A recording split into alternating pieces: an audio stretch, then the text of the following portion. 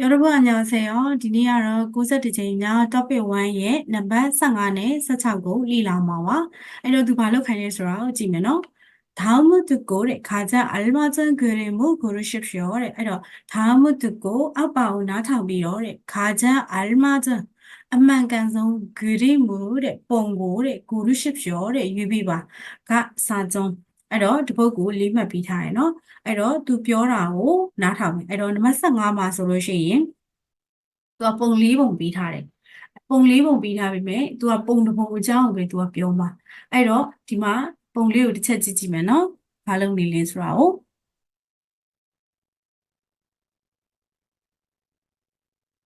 ဒါနံပါတ်3ပုံ4ပုံအဲ့တော့အသက်ဖိုင်လေးနားထောင်ကြည့်မယ်နော် 다음을 듣고 가장 알맞은 그림을 고르십시오. 15번. 이것보다 작은 가방 있어요? 네, 가게 안에 있어요.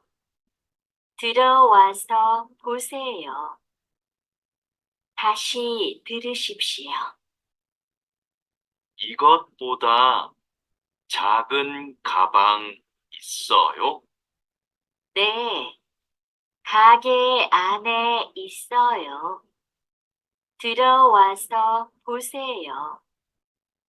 ဒါဆိုလို့ရှိရင်နံပါတ်15အတွက်အဖြေမှန်တဲ့ပုံက네 맞습니다 1번เนาะနံပါတ်1ကပုံကမှန်တယ်เนาะသူကဘာလဲဆိုလို့ရှိရင်ဒီလွယ်အိတ်ထက်သေးတာမရှိတော့ဘူးလားတဲ့ဆိုတော့ဒီဂျီကွန်ကပြောမှာပေါ့เนาะဝန်ထမ်းကပြောမယ်ဘာလဲဆိုရင်အထဲမှာရှိတယ်ပေါ့เนาะအဲ့အတွက်ကြောင့်မို့လို့အထဲကိုဝင်ပြီးတော့ကြည့်ကြည့်ပါလို့သူကပြောတာပေါ့เนาะအဲ့အတွက်ကြောင့်မို့လို့နံပါတ်15ရဲ့အဖြေမှန်က1နံပါတ်1ပါ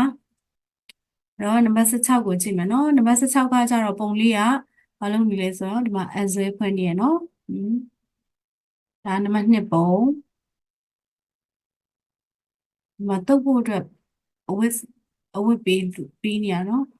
ဒါကြတော့တရှိတူလုံးနေရဒါကစကားထိုင်ပြောနေရဟုတ်ပြီအဲဆိုရင်နံပါတ်16အတွက်နောက်ထောင်ကြည့်မယ်เนาะ 16번. 책상 위에 물이 있네요. 그럼 이걸로 닦으세요. 다시 들으십시오. 책상 위에 물이 있네요. 그럼 이걸로 닦으세요. အဲ့တော့အဖြေမှန်က16ရဲ့အဖြေမှန်က네 맞습니다နံပါတ်2เนาะ 2번နံပါတ်2เนาะသူကပြောတာစပွဲပေါ်မှာရေတွေရှိနေတာပဲအဲ့တော့ယောက်ျားလေးကပြောလိုက်တယ်남자가ပြောတယ်이걸로 닦으세요ဒီဟာနဲ့တုပ်လိုက်ပါဆိုတော့အဲ့အတွက်ကြောင့်မို့လို့နံပါတ်16ရဲ့အဖြေမှန်ကနံပါတ်2ပါဒါဆိုလို့ရှိရင်သူ့ရဲ့ဒီကီဂျီမွန်စာသားလေးကိုပေါ့နော်စာသားလေးကိုတစ်ချက်စစ်ကြည့်မယ်နော်ကိုရွေးတာမှန်လားမမှန်လားဆိုအဲ့တော့15နဲ့16မှာကျတော့နံပါတ်15မှာဘာပြောလဲဆိုရင်남자가ပြောတယ်이거보다 작은 가방이 있어요? 이거보다ဒီဟာထက်작은 가방이 있어요? အိတ်သေးတဲ့အိတ်ရှိလားတဲ့နော်အိတ်သေးတာရှိလားတဲ့ဆို여자가ပြောတယ်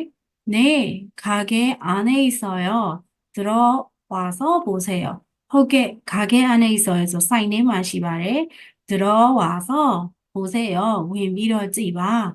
ဆိုတော့မှန်တယ်နော်ရွေးခဲ့တာမှန်တယ်နော်နံပါတ်1နောက်တစ်ခု16ကကျတော့ယောကျကပြောတယ်책상 위에 물이 있네요အဲ့တော့စပွဲပေါ်မှာဘာရှိလဲဆိုရေရှိနေတာပဲအဲ့တော့남자 그럼ဒါဆိုရင်이걸로 닦으세요ဒီဟာနဲ့တုပ်လိုက်ပါတုပ်ပါဆိုတော့เนาะအဲ့အတွက်ကြောင့်မို့လို့နံပါတ်16အတွက်ရွေးထားတာကနံပါတ်2ဆိုတာမှန်တယ်เนาะဒါဆိုလို့ရှိရင်ဒီနေ့တော့ကတော့ဒီလောက်ပါပဲ